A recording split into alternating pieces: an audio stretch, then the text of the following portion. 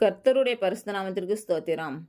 இன்றைய நாளுக்கான தேவ வார்த்தை மல்கியா 1ஆம் அதிகாரம் 2, 11 மற்றும் 14 வசனங்கள்.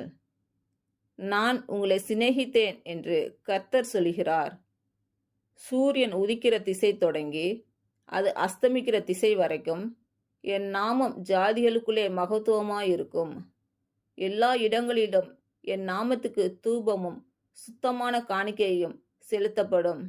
என் நாமம் ஜாதிகளுக்குள்ளே மகத்துவமாயிருக்கும் என்று சேனைகளின் கர்த்தர் சொல்கிறார்.